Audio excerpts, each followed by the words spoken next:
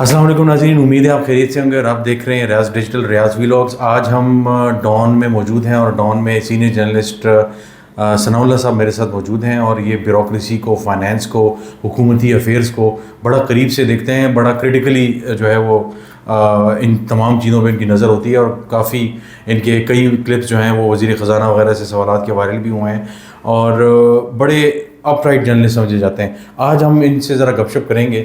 ثناء اللہ صاحب بہت بہت شکریہ ٹائم دینے کا۔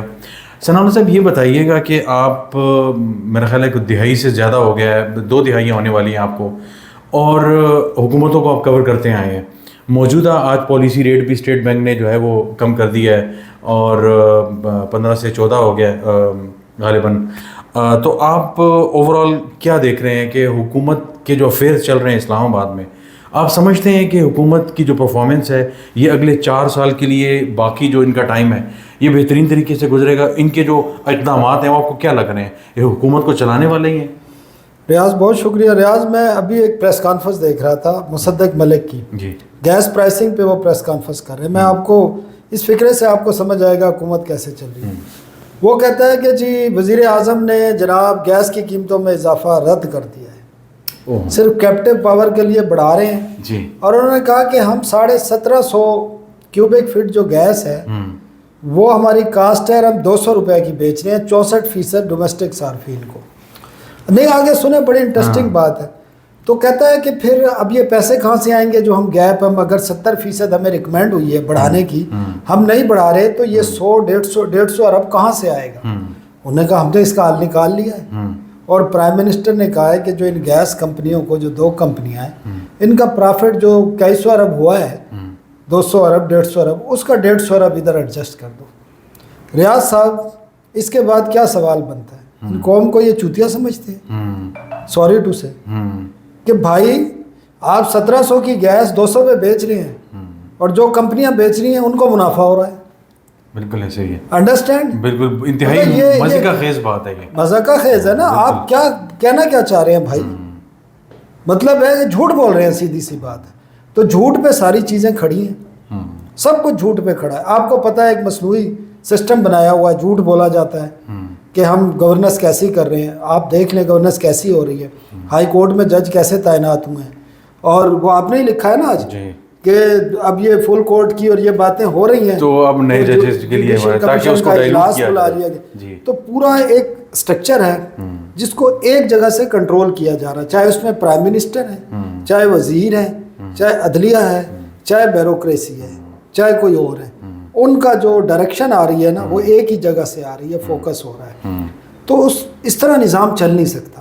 اس میں آپ بیوروکریسی لے لیں، عدالتی نظام لے لیں، باقی پولیٹیشن سیاست لے لیں۔ آپ دیکھیں جو پیکا ایکٹ آیا ہے کس طریقے سے آیا ہے، مطلب جو حکومت میں شامل جماعتیں ہیں، پیپلز پارٹی، باقی ان کو پتہ ہی نہیں ہے کہاں سے آ رہا ہے بھائی، کون لے کے آ رہا ہے، کنسلٹیشن نہیں ہے۔ آپ کو پتہ ہے ڈیموکریسی میں کیا ہوتا ہے؟ ماضی میں اگر کوئی بل آتا تھا، جب پارلیمنٹ ہوتی تھی اس قسم کا میڈیا سے متعلق، آزادی اظہار کے متعلق، تو اس سے جو جتنے بھی اسٹیک ہولڈر ہیں ان سے کنسلٹیشن ہوتی تھی، چاہے وہ میڈیا تنظیمیں ہیں، میڈیا اونرز ہیں، باقی سیاسی جماعتیں ہیں۔ اس کے بعد جا کے اس کا ایک ڈرافٹ تیار ہوتا تھا، یا وہ ہو جاتا تھا یا نہیں ہوتا تھا۔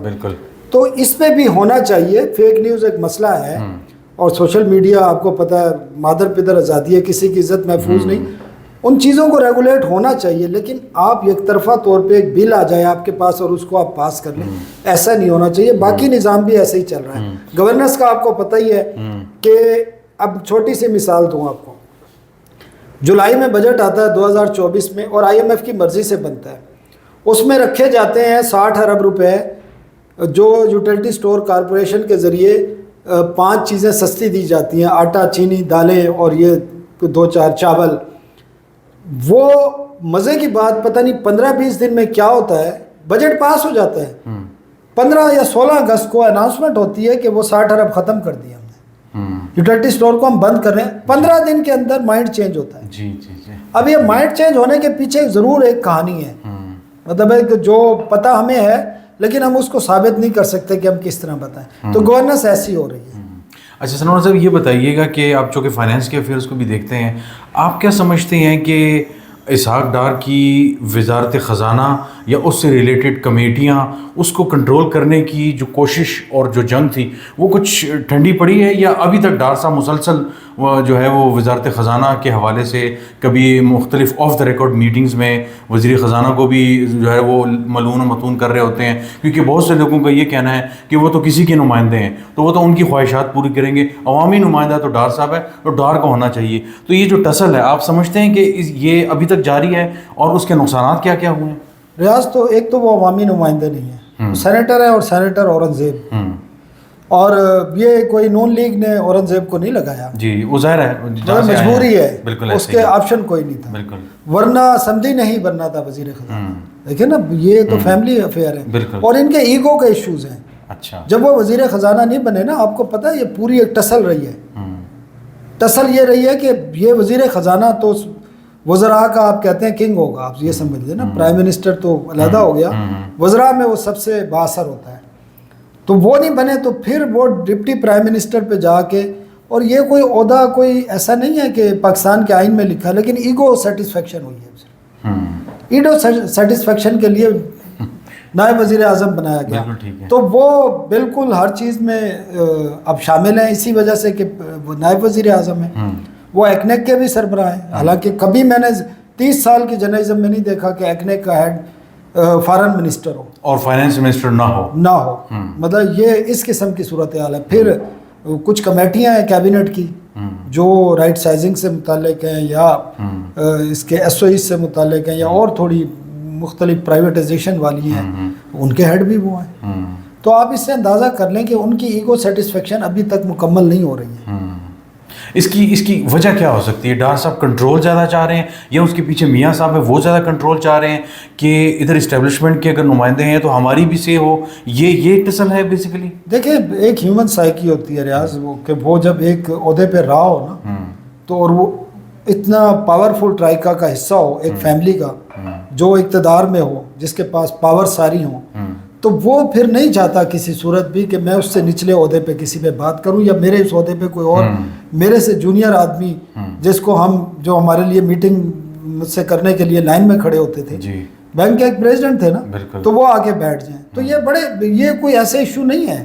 ہماری بدقسمتی، ہمارے یہاں جمہوریت ہی ایسی ہے نا کہ آپ دیکھ لیں نا، اور یہ سب جماعتوں میں ہے. میں اپنے شہر کی بتاؤں، علی امین وزیر اعلیٰ ہے، ایک بھائی ایم این اے ہے، ایک بھائی میئر ہے. آپ باقی دیکھ لیں کے پی میں، باقی شہروں میں دیکھ لیں، یہی صورتحال ہے. ملتان کے دیکھ لیں نا، یوسف رضا گیلانی کھڑے ہیں، تو 3 بیٹے بھی ساتھ کھڑے ہیں، کوئی ایم پی ہے، کوئی ایم این اے ہے، خود چیئرمین. اور یہ جو کیا کہتے ہیں اس کو، تھرسٹ کہتے ہیں، کیا کہتے ہیں اس کو، پاور کی جو ایک بھوک ہے یا لسٹ ہے، وہ لسٹ وہ ختم نہیں ہوتا. اور یہ بدقسمتی ہے، ہمارا جو جمہوری کلچر ہے وہ اسی قسم کا ہے. اچھا ثناء صاحب، یہ بتائیے کہ اورنگزیب صاحب آ گئے ہیں، تو ان کے جو معاشی اقدامات ہیں، آج تو ہم نے دیکھا کہ گورنر اسٹیٹ بینک نے تو تعریفوں کے پل باندھ دیے کہ جناب مہنگائی بھی کم ہو رہی ہے. پچھلے دنوں میں دیکھا جناب دہائی کی ہفتہ وار جو مہنگائی تھی، دہائی میں سب سے زیادہ جو ہے وہ کم ترین رہی، اور یہ سارے معاملات. آپ کیا سمجھتے ہیں کہ جو معاشی اشاریے تھے، جس طرح مطلب یہ حکومت جب آئی اور اب یہ چیزیں اس طرح چل رہی ہیں، آپ سمجھتے ہیں کہ معاشی اشاریے اور دوسرے معاملات انہوں نے کچھ بہتر کیے ہیں، یا یہ صرف میڈیا کنٹرول کی وجہ سے سارا کچھ ہے؟ نہیں ریاض، یہ دیکھیں کو بعض چیزیں ہمیں ایکسیپٹ کرنی پڑتی ہیں، اور یہ ان کا کمال نہیں ہے. آپ یہ بھول گئے کہ Pakistan I M F program میں، I I M F design کرتا ہے ساری اسٹریٹجی. آپ کو اب تو یہ کھلے عام کہتے ہیں، اب تو کھلے عام پرائم منسٹر کہتا ہے فنا سے، آئی ایم ایف کی وجہ سے کیا؟ نہیں وہی آئی ایم ایف سے پوچھیں گے ہم، بالکل یہ 2 روپے ادھر دینے آئی ایم ایف سے پوچھیں. تو بالکل جو اشاریے ہیں وہ بہتر ہوئے، کیونکہ اس کے علاوہ آپشن کوئی نہیں تھا آپ کے پاس. اس سے زیادہ خراب ہوتے تو پاکستان میں، وہ صحیح کہتے ہیں، پاکستان میں جو پیٹرول ہے وہ آپ کو 2000 روپے لیٹر بھی نہیں ملنا تھا. یہ ہونا جب آپ ڈیفالٹ میں جائیں گے، جب آپ کے پاس ایل سی کھولنے کے پیسے نہیں ہوں گے نا، تو پھر یہی ہوگا. اور آج بھی صورتحال کوئی اچھی نہیں ہے. $11 بلین کا مطلب ہے وہ ملک ہیں جن کے $11 بلین کے ریزرو ہیں، $16 بلین کے ہمارے پاس ڈپازٹ ہے. ڈپازٹ لون علیحدہ ہے، تو -5 میں کھڑے ہیں ہم. وی آر ان ٹیکنیکلی، میں اس کو ڈیفالٹ ہی کہتا ہوں. اور انفلیشن جو یہ کہتے ہیں نا 4% آ گئی ہے. ایک انفلیشن ہوتی ہے کمپاؤنڈ انفلیشن، اب 2 سالوں کی نکال وہ 50% ہے.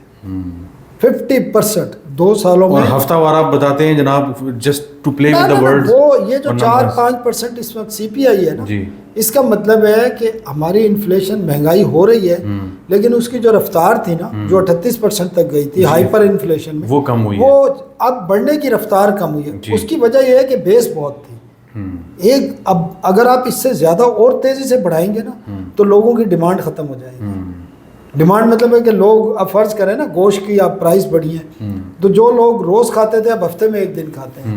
پھر اس طرح جب پرائس مزید اس کی بڑھے گی تو ڈیمانڈ بڑھتی کم ہوتی جائے گی, پھر آپ کی جو گروتھ ہے نا وہ نیگیٹو میں چلی جائے گی. تو کافی چیزیں بہتر ہوئی ہیں, ٹھیک ہے, لیکن control by I M F. اچھا, آئی ایم ایف پہ آپ نے اینڈ کیا اس جملے کو. آئی ایم ایف ابھی آ رہا ہے فیبرری میں, ہمارے ان کا وہ گروپ بھی آ رہا ہے یہاں پہ, تو مارچ میں امکان ہے کہ $1 بلین ہمیں ملیں گے. تو آپ کیا سمجھتے ہیں جو ٹارگیٹس ہمیں دیے گئے تھے, جو تمام ہم نے سخت فیصلے کرنے تھے, اور جس میں ظاہر یہ کیپٹیو پاور پلانٹس کے پر M M B T U جو پرائس ہے اس کو بھی بڑھانی تھی, او سی سی نے بڑھا دی, کچھ بڑھا دی ہے 3,000 سے 35 ہو گئی ہے. تو آپ کیا سمجھتے ہیں کہ جو سخت فیصلے تھے وہ ہم نے کر لیے اور اب فروری میں ان کے ساتھ مذاکرات مضبوط ہوں گے؟ ایف بی آر کے ٹارگیٹ وغیرہ ہم نے بہت سی چیزیں اچیو کر لی ہیں. ایف بی آر کا اگر کوئی 400-500 ارب کا شارٹ فال آتا ہے نا تو ریاض جو ہم نے اپنے انٹرسٹ پیمنٹ کے لیے پیسے رکھے ہیں نا بجٹ میں, وہ رکھے ہیں 950 ارب روپے, مطلب ہے ٹریلین کے برابر, 1 ٹریلین آلموسٹ. اور جب آپ کا وہ رکھے تھے ہم نے ایک خاص انٹرسٹ ریٹ پہ, یہ اب 22% تھا یا اب آپ کا انٹرسٹ ریٹ آ گیا 12%. تو 1% انٹرسٹ ریٹ کم ہوتا ہے نا تو آپ کے انٹرسٹ پیمنٹ میں 500 بلین کا فرق آتا ہے. بالکل. تو ان کے پاس کشن کافی آ گیا ہے. کشن اتنا ہے کہ یہ اس کو جو ہے نا ان کا جو بیسکلی تو وہ آپ کو دیکھتے ہیں کہ آپ نے جو آپ کے ایکسپینڈیچر اور آمدن میں جو ڈفرینس ہے نا وہ ایک ان کا بینچ مارک ہوتا ہے. ٹھیک ہے. وہ پورا ہوگا بلکہ یہ سرپلس ہو جائیں گے. ٹھیک ہے. تو وہ ان کو اتنا نقصان نہیں ہوگا. تو چیزیں بہتر ہو رہی ہیں لیکن on the cost of the general public ان پہ پریشر بہت بڑھ گیا. ثناء اللہ صاحب سے آپ نے سن لیا کہ معاشی اشاریے دوسرے معاملات بہتر ہو رہے ہیں, لیکن ان سخت فیصلوں کی وجہ سے عام آدمی جو ہے وہ بہت زیادہ سفر کر رہا ہے. آئندہ ان سے کبھی گپ شپ لگائیں گے کہ اللہ تللے جو حکومتوں کے ہیں, جو وفاقی کابینہ اور جو دوسرے جو ہے وہ بڑے بڑے فورمز کرتے ہیں, ان میں کوئی کمی نہیں آئی, بلکہ میری اور جو عام آدمی کی جیب ہے, ان کی جیب ہے, آپ کی جو جیب ہے, اس پہ جو ہے وہ کٹس لگے ہیں. آج کے لیے اتنا ہی. انشاءاللہ آپ سے دوبارہ ملاقات ہوگی. بہت شکریہ.